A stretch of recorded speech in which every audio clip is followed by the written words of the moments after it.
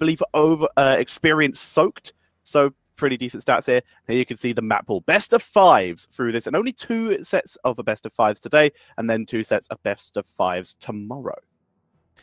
So we've got a map pick by BTG, Sky Temple. You know, not one that I actually am used to seeing typically picked as a first map. So that should be good. And here we go, jumping into the draft, ladies and gentlemen. Game 1 of the day. I'm very, very excited. This is our first time casting together, Tetra.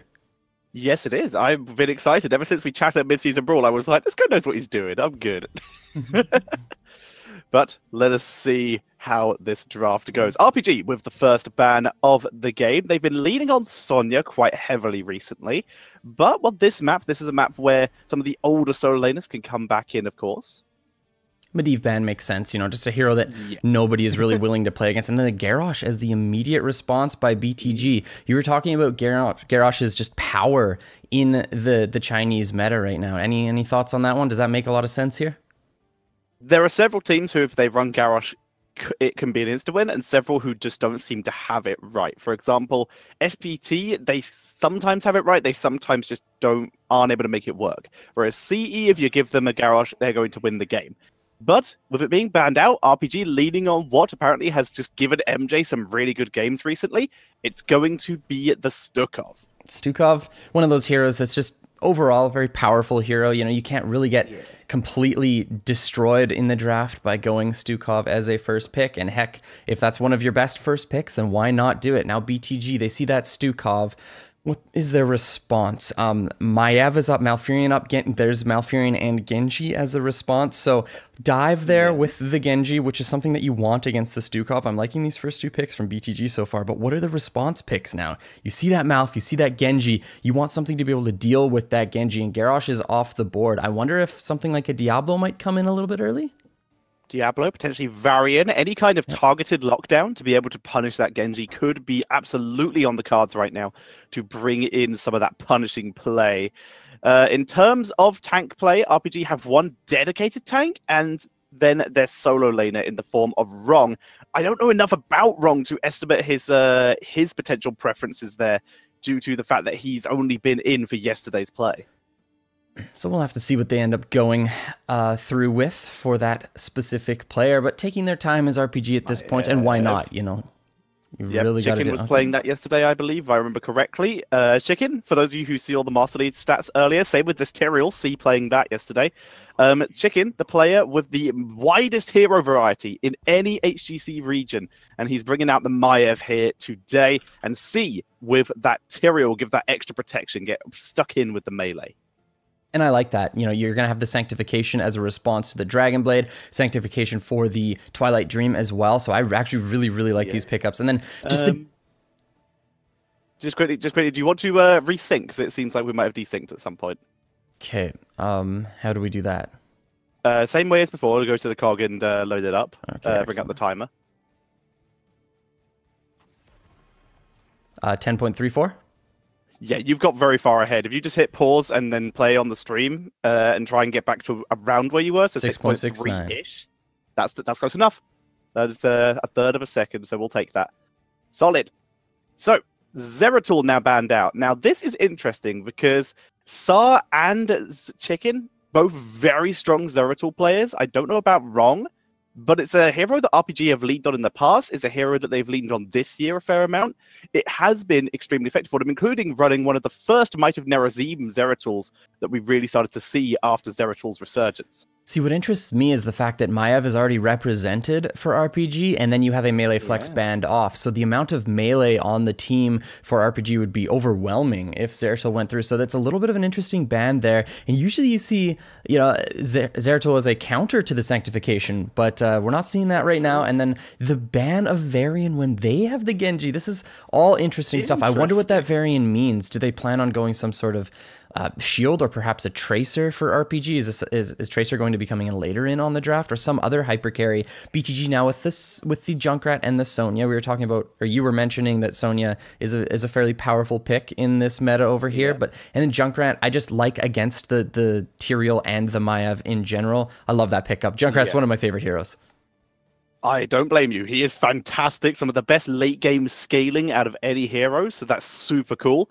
And also, it does open them up if they really do want to for something like a Johanna who can clean out those Warden cage walls and also just benefits from a highly poke-based composition. So having a Junkrat on your team, siege it into the enemies and just tanking with that Johanna if they go for that. Muradin otherwise, maybe even Arthur's if the comp does still go super melee. They have plenty of options now. So still taking their time, RPG, and they should, right? You know, you want to pick the best heroes for this scenario, but I really do see something like a Tracer coming through, you know, especially with that Varian ban. It looks like a reasonable pickup here. The Tracer-Genji matchup is one that's really fun to watch, really fun to cast, you know. It's a huge skill matchup, and then you also have that ability to just get onto that Junkrat and take him down, and it's the Thrall as well, so we've got that the melee flex in the Thrall. I really like this draft from RPG. As do I. It looks good, but there is that Diablo. You mentioned it for RPG. RPG decided, excuse me, we're going to go a little bit safer and just try and play around you using lots of shields and lots of burst damage. And the response is, well, you have lots of nice squishy targets. Maiev, we can keep a CC. Tracer, of course, we can find a vault to hit her into. Diablo is a really solid pick for blowing up some of those targets. Yeah, I love that. I can't really see another warrior that would have suited that same that role there. Like, what else could they have gone? Maybe like a Muradin or an ETC or something like that. The play style completely. Exactly. I like this Diablo because yeah. Because now it's just challenging Tracer. It's like, we see that pickup. We're not afraid of it. We've got Diablo. You know, that level 13, 16 starts coming through for Diablo. He starts looking at one-shotting basically anyone on the side of RPG. So you have to pay attention to that when those sort of talent tiers start coming through. But as far as just controlling this map, this is Sky Temple. So Junkrat, the range poke, really going to come into effect here. You know, Thrall, not as much, and especially with the Crash Lightning falling out. So yeah, I would say that this is going to be an echo. Yeah, like the sustain is there for both of these teams as far as the supports, you know, the Malfurion and the Stukov, but I like BTG's ability to just step up and poke off with that Junkrat, and as well, we got to talk about the zone control that hero provides. Oh yes, having those concussion mines, especially on the boss, because that's where zone control is going to become the most important. Diablo and concussion mines from Junkrat are going to give you the max amount of control over that point, compared to Holy Ground, though, and Sank, maybe even Sundering. These boss fights, if we have any, could be some of the most hectic. Spawning on the left, it is RPG with Chicken, MJ, Sar, C, and Wrong BGG, the newest substitute player. He's rocking the Thrall today. Looking good is this team in blue. And on the red side, we've got BTG 619 on that Diablo LLK, on the Junkrat Druid, on Malfurion. We got Dancing on Genji, and Lie on the Sonya. This is going to be a good first match of the day. I am extremely excited. Let's go. As am I. So we are in fact starting off with an Echo of the Elements Thrall. Thank God. I would be very upset if we got for Crash Lightning on this map. As we see Tyrael holding down the front line, just going to use the Eldarin's Might, of course, for a little bit of scouting. Tracer even gets a little tiny bit of poke damage onto 619, but backing up. She knows how scary 619 can be on that hero.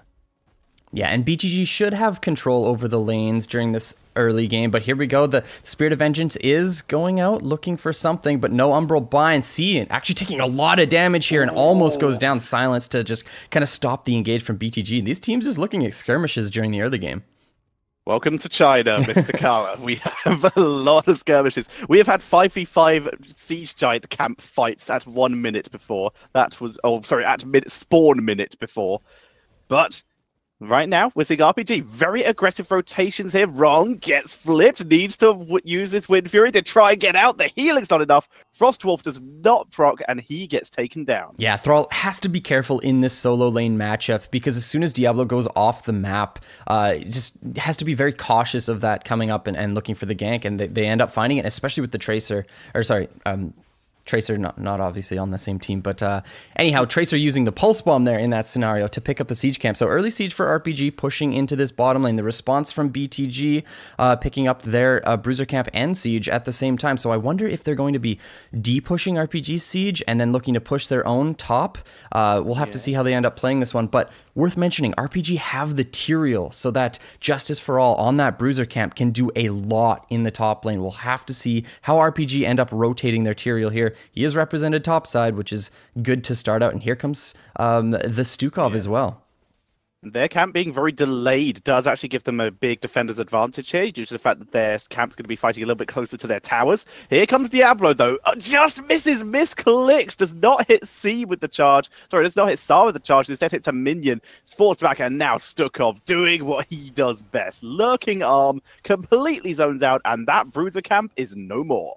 I actually really like the way that RPG has played this early game so far. Yes, they've gone down in a kill, but their Bruiser camp is going to do a lot more. And if they're able to take the wall here, you know, it might be unlikely because Junkrat is making this rotation top. Has to be careful of that that vision circle there because, you know, Tracer in that rotation kind of sharking looking for him. But huge concussive mine, but this is Tyrael, folks. He can just take the Eldruins back over the wall. If that was any other hero, though, that could have been absolutely terrifying.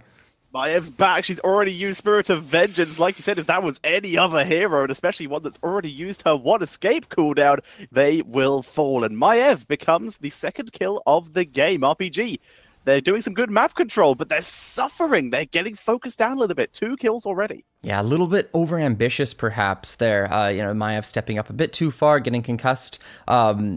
You know, and ends up going down. But RPG with the right idea. They stepped up on with their Bruiser camp. They had the Tyrael, and they got most of the wall there with their first push, and I like that. And now with the top emphasis, this top temple looking to take the first fort of the game, 619, looking pretty deep for that engage, but not finding anything at this point.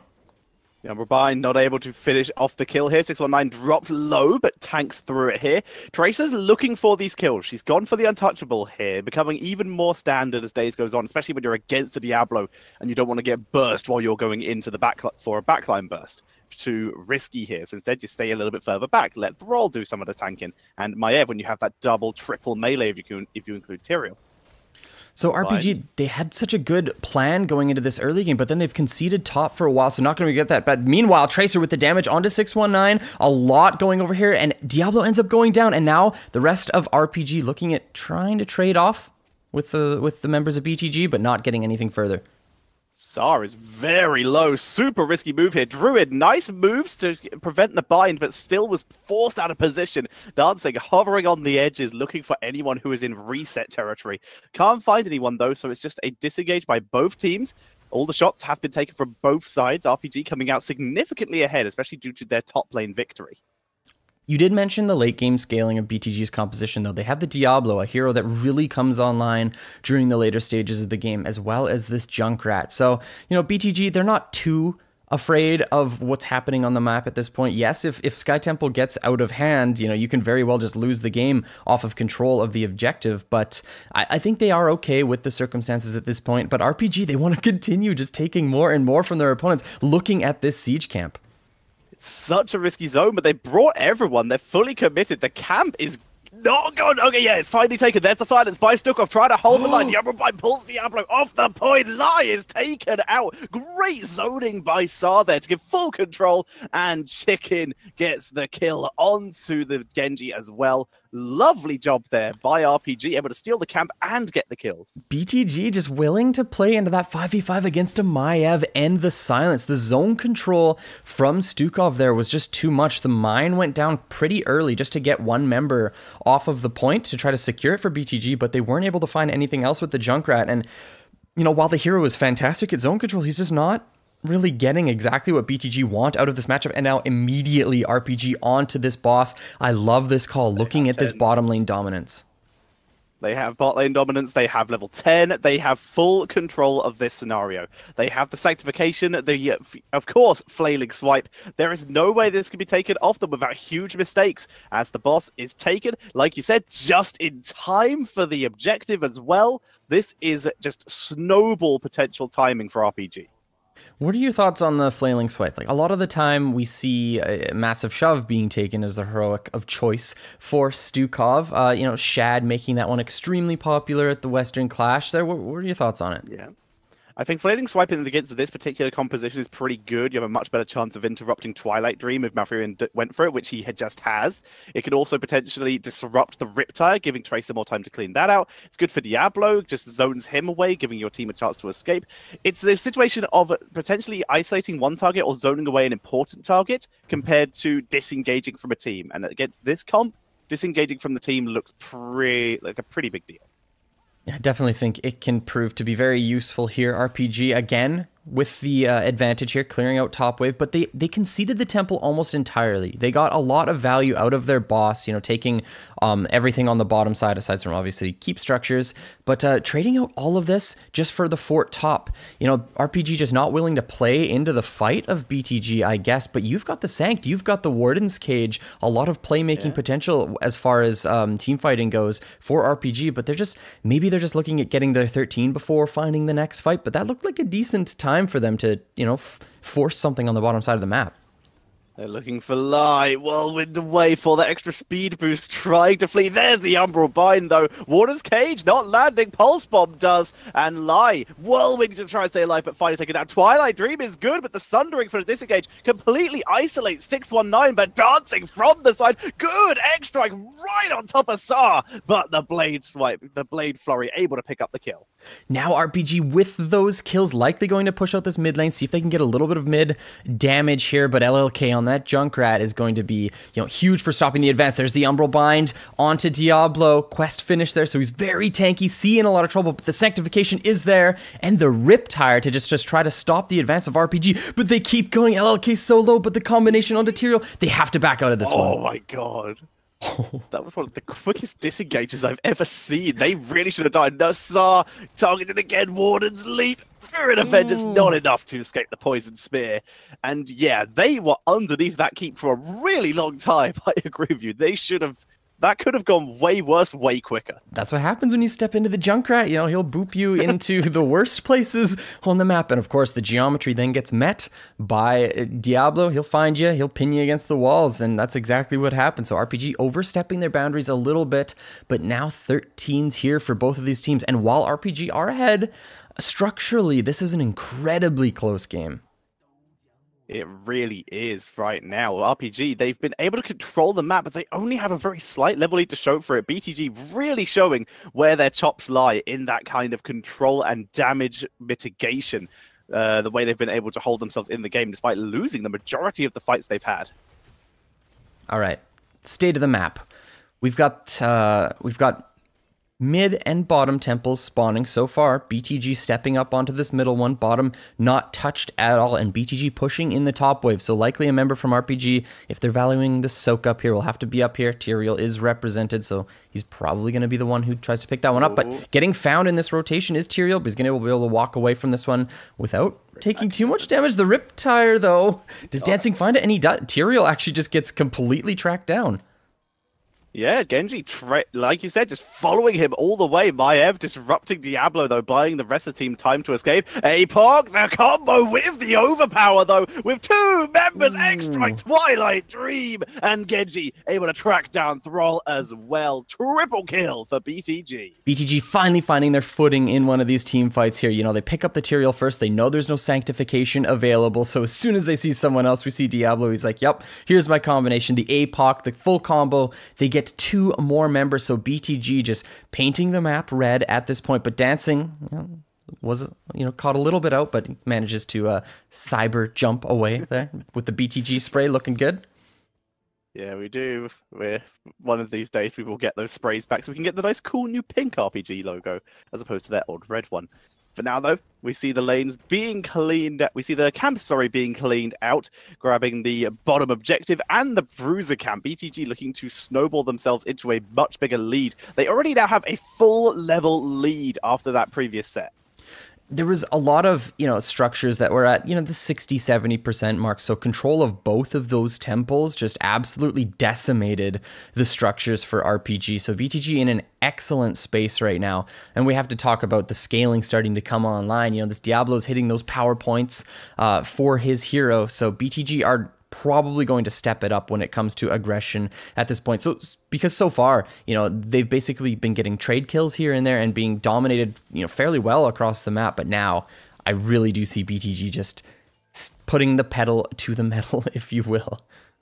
I mean, they have Diablo. Diablo is one of the most punishing heroes in the game. If you get tilted once against a Diablo, you are probably going to lose. Umbral Bind, keep him in the silence. See ya, Junkrat. And that is a lovely pickup by BTG, by RPG, after missing Junkrat the first time.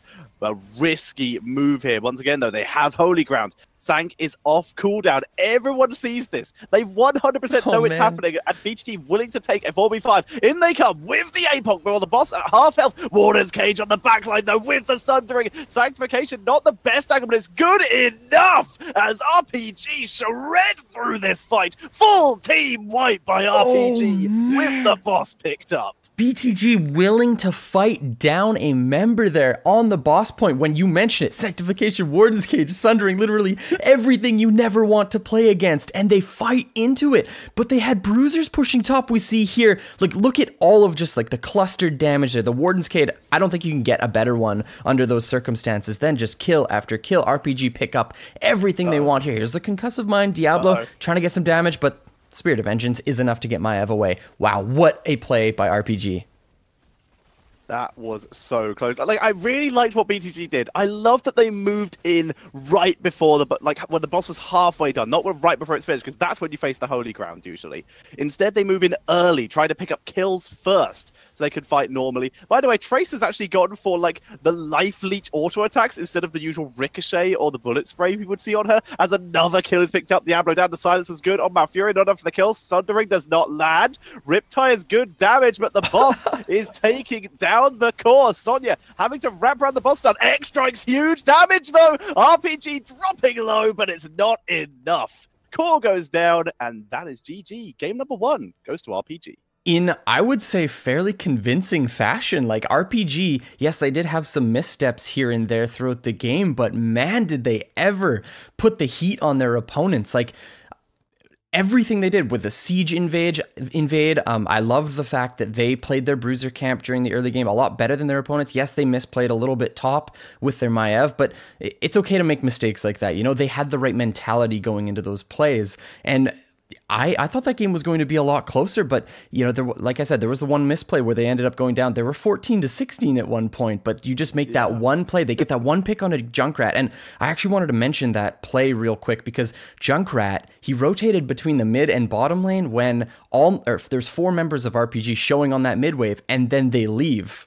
You can't do that. You know, you have to be scouting out. You have to assume, okay, they were mid, they just left. They're probably between mid and bottom or mid and top. But willing to take that risk was Junkrat and ends up getting picked off there. And that